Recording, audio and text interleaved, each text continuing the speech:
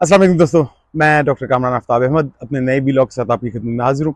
दोस्तों, वीलॉग का आगाज़ करने से पहले आपसे गुजारिश है कि अगर आपको मेरा वीलॉग पसंद आए तो इसे लाइक करें, इसे शेयर करें, मेरे यूट्यूब चैनल को सब्सक्राइब करें और कमेंट सेक्शन में हमें अपनी आरा से आगाह करें। अगर आप ये वीडियो यूट्यूब के अलावा किसी और सोशल मीडिया प्लेटफॉर्म से देख रहे हैं तो मेरे यूट्यूब चैनल का लिंक नीचे कमेंट सेक्शन में दे दिया गया है। दोस्तों, सबसे पहले तो मैं अपने कुछ साबका रिमार्क्स के ऊपर आपसे माज़रत ख्वाह हूँ। मैंने कुछ रोज़ पहले एक वीलॉग में कहा था कि मुझे पाकिस्तानी होने पर शर्म महसूस होती है। इस कमेंट की वजह शायद पाकिस्तानी अदालतों में होता हुआ जुल्म जो हम सब ने देखा और फिर उस पर अवाम की खामोशी थी। मगर जो मनाजिर हम सब ने पिछले 3 रोज़ में देखे, वो मनाजिर शायद ज़िंदगी में आपकी ज़िंदगी में आपको एक ही दफ़ा नज़र आएँ। पाकिस्तानी अवाम ने जिस तरह खौफ के बुत को तोड़ते हुए इस्लामाबाद समेत मुल्क के दीगर हिस्सों में अपना एहतजाज शुरू किया और अभी तक तमाम तर फिस्तायत और जुल्म के ख़िलाफ़ खड़े हुए हैं, डटे हुए हैं, उसे देखकर कोई भी पाकिस्तानी चाहे वो दुनिया के किसी भी हिस्से में हो, उसका कोई भी मज़हब हो, लेकिन मुझे यकीन है कि हर पाकिस्तानी का सीना इसे देखकर चौड़ा ज़रूर होगा। दोस्तों, पाकिस्तान बल्कि दुनिया की तारीख में हमने पहली दफ़ा देखा कि अवाम के पुरअमन एहतजाज को रोकने के लिए जो किसी भी माशरे में किसी भी जमहूरी माशरे में अवाम का सबसे बड़ा हथियार होता है, उसके लिए एक फार्म 47 के टोले और आसिम मुनीर साहब ने मोटरवेज और सड़कें खुदवा डाली। हेलीकॉप्टर्स से टीयर गैस की शेलिंग की गई। कई जगह पुलिस या रेंजर्स ने जो लोग एहतजाज कर रहे थे उन पर सीधी गोलियां भी चलाईं उसके लिए, और उस पर बहुत सारी फुटेजेस आपने शायद देखी होंगी।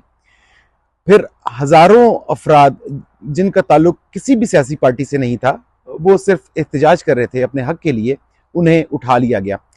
और हत्ता ये कि एक सूबे के वज़ीर आला को गायब कर दिया गया, मगर अवामी जज्बात का रेला ये सारी मुश्किलात अबूर करके अपनी मंजिल पर पहुंच गया और अभी तक डटा हुआ है।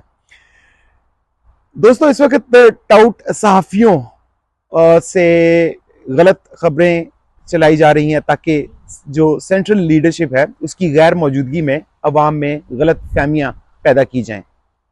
मगर हुकूमत वक्त को और आसिम मुनीर साहब को इसका कोई ख़ास फ़ायदा नहीं पहुंच रहा। मिलिट्री लीडरशिप की जो फ्रस्ट्रेशन है इस वक्त अपनी इंतहाओं को छू रही है। आप अंदाज़ा लगाएं कि एक पुलिस कांस्टेबल कल रात पिम्स में इंतकाल कर गया और उसके बेटे का एक वॉइस मैसेज इस वक्त सोशल मीडिया पर सर्कुलेट हो रहा है और मैं चाहता हूं कि आप भी रहमतुल्लाहि व बरकातुहू। ये अच्छा वॉइस अर्शद मैसेज साहब, सुने। आपसे एक बात शेयर करनी थी कि अगर मैं आपको कांटेक्ट ना कर पाऊँ तो उसके लिए माजरत। मेरे जो वालिद साहब हैं उनका ये पीटीआई के प्रोटेस्ट में जो थी उनकी ड्यूटी लगी थी तरनोल में, तो वहाँ पे उनका जो था जो है शेलिंग की वजह से ना उनका जो है वो बीपी वगैरह बहुत ज़्यादा हाई हो गया और जो है उनके दिमाग की जो है वो जो वेंस हैं वो डैमेज हो गई, फट गई थी, तो जिसकी वजह से उनके ब्रेन में जो है ब्लीडिंग बहुत ज़्यादा जमा होगी। तो अभी मैं पिम्स में हूँ, तो वो कह रहे हैं कि अभी इनके चांसेस जो हैं बचने के बहुत ज़्यादा कम हैं। तो अगर मैं रिप्लाई ना दे पाऊँ आपको या किसी वजह से, तो आई एम सॉरी सर। बाकी मैं जैसे फ्री होता हूँ सर तो मैं आपसे कांटेक्ट करूँगा।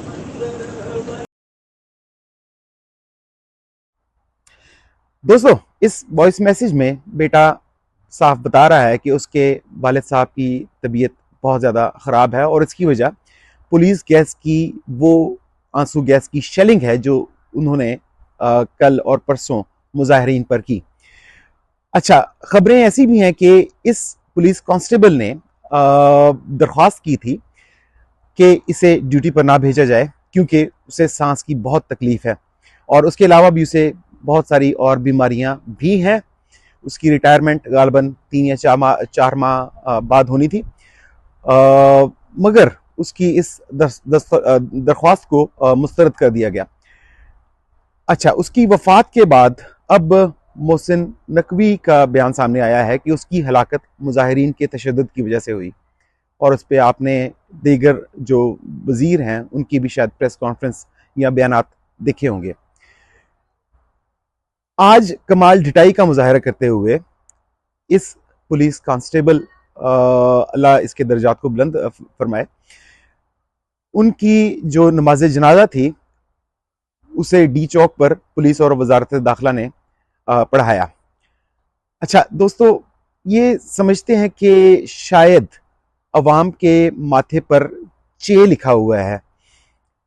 अगर इस कांस्टेबल की वफात तशद्दुद से हुई है इनके बकौल, तो फिर पोस्टमार्टम तो जरूर किया गया होगा और फिर अवाम उम्मीद करते हैं कि इस पोस्टमार्टम की रिपोर्ट आप जल्द अज जल्द शाया करेंगे ताकि ऐसे लोगों को पकड़ा जा सके जिन्होंने ये कभी फेल किया।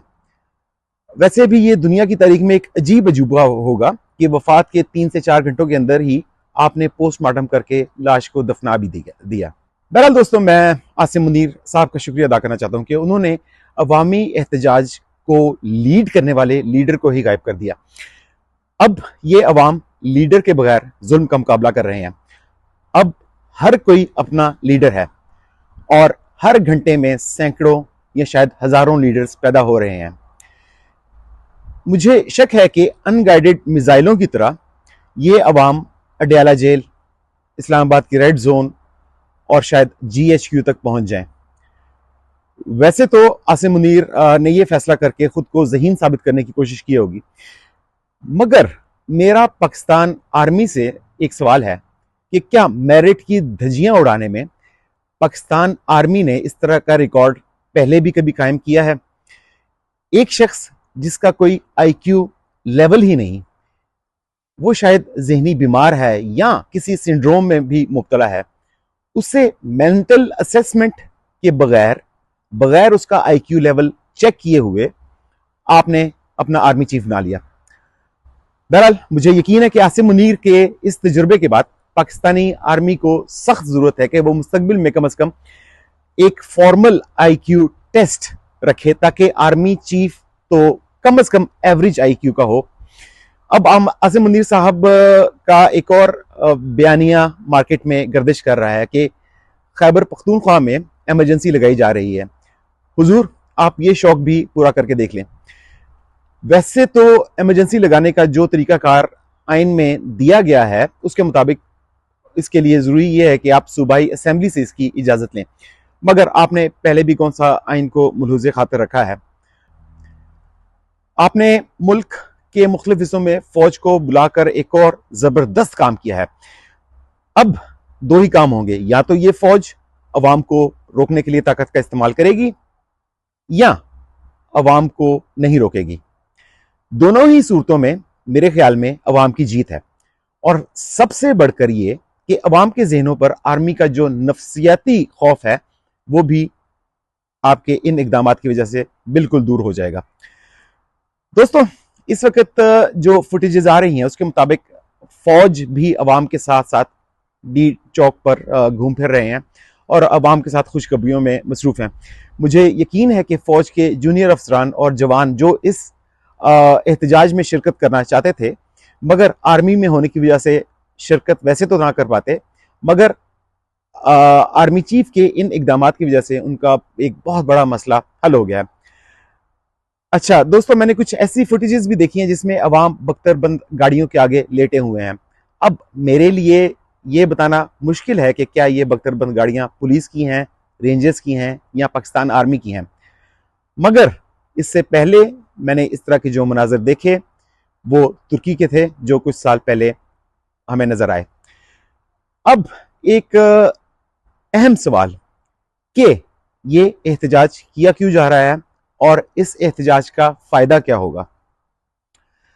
दोस्तों, ये एहतजाज शुरू करने से पहले सिर्फ एक ही मकसद था कि काजी फ्रॉड ईसा को किसी भी तरीके की एक्सटेंशन ना दी जाए, मगर आसिम मुनीर का बहुत बहुत शुक्रिया कि उन्होंने अपने लिमिटेड IQ की वजह से इस एहतजाज के साथ जिस तरह डील किया है, अब इस अवाम और इन मुजाहिरीन के मुतालबात भी बढ़ गए हैं।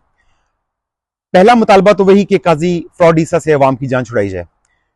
दूसरा मुतालबा जो इसमें शामिल कर लिया गया है वो ये है कि मुजवजा आईनी तरामीम को सिरे से ही ख़त्म कर दिया जाए। अच्छा दोस्तों, आपके जहन में पहले आपको पता होगा कि कुछ रोज़ पहले ये बात भी हो रही थी कि पीटीआई भी शायद ऑन बोर्ड आ जाए और इन तरामीम के हक में किसी तरीके से वो वोटिंग में हिस्सा ले।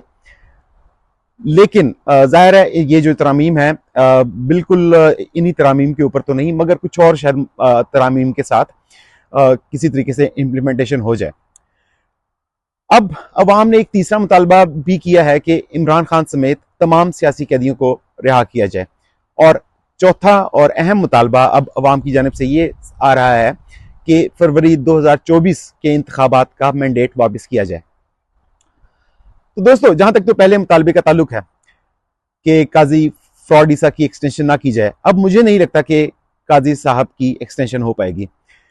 काजी साहब के बच्चे कुछ 2 हफ्ते भी इस मुल्क के लिए अब एक लायबिलिटी ही होंगे और आपको बेवकूफ़ी की इंतहा को छूना होगा अगर आप काजी फ्रॉड ईसा की एक्सटेंशन की दोबारा कोशिश करते हैं। वैसे मुझे इस बात में कोई शक नहीं है कि बेवकूफ़ी के इस लेवल पर आसिम मुनीर साहब पहले से मौजूद हैं, मगर मैं उम्मीद करता हूं कि इनके मुशीरान होश के नाखून लेंगे। अगर आसिम मुनीर ने ये जुर्रत फिर भी की कि काजी फ्रॉड ईसा को एक्सटेंशन दी जाए, तो मुझे कोई शक नहीं कि अवाम के हाथ काजी और फिर उसके हैंडलर्स के गिरेबानों तक भी पहुंचेंगे। जहां तक आईनी तरामीम से दस्तरबरदारी का मुतालबा है, मुझे मुस्तकबिल करीब यानी कि अगले कुछ हफ्तों या शायद कुछ महीनों तक इनकी मंजूरी का अब कोई इम्कान नजर नहीं आ रहा। मुल्क की जो सूरत हाल पिछले 3 रोज में हुई और फिर आसिम मुनीर साहब की बेवकूफ़ी से जो मोमेंटम अवाम ने हासिल किया, अब मेरा नहीं ख्याल कि कोई भी सियासी जमात इस पोजीशन में है कि वो अगले कुछ हफ्तों या महीनों तक इन तरामीम के बारे में बात भी करे। जहां तक मुतालबा पाकिस्तान तहरीक इंसाफ की सियासी क़यादत की रिहाई का है, इसमें शायद अगले कुछ रोज में हमें बैकडोर बातचीत की खबरें मिलें। मेरा ख्याल है कि आम सियासी वर्कर्स और निचले दर्जे की लीडरशिप को तो शायद रिहा करवा लिया जाए अगर अवाम का एहतजाज जारी रहता है, मगर पाकिस्तान तहरीक इंसाफ की टॉप लीडरशिप, जिसमें शाह महमूद कुरैशी, डॉक्टर यास्मीन राशिद व दीगर शामिल हैं, उसके लिए अवाम को मजीद प्रेशर बढ़ाना पड़ेगा और इस बात को यकीनी बनाना पड़ेगा कि प्रेशर का ये मोमेंटम जो उन्होंने क्रिएट किया है ये टूट ना पाए। जहां तक इमरान खान साहब की रिहाई का ताल्लुक है, वो मुझे अगले कुछ महीनों तक नहीं दिखाई दे रही। इसकी सबसे बड़ी वजह यह है कि इमरान खान साहब को आसिम मुनीर रजीम ने जेल में रखकर पिछले कुछ महीनों में एक माफूकुल फितरत किस्म का जिन बना दिया है। अब अगर इमरान खान बाहर आया तो इस रजीम का खात्मा यकीनी है, मगर दूसरी तरफ जितने घंटे जितने मिनट्स इमरान खान जेल में मजीद गुजारेगा उतना ही ज्यादा ताकतवर होगा और यही मसला रजीम को दरपेश है और अब इन्हें बिल्कुल समझ नहीं आ रही कि क्या किया जाए। दोस्तों, चौथा मुतालबा जो 2024 के इलेक्शन मैंडेट के हवाले से है, उसका ताल्लुक बराह रास्त पहले मुतालबे से ही है, यानी कि काजी फ्रॉड ईसा को किसी किस्म की एक्सटेंशन ना दी जाए।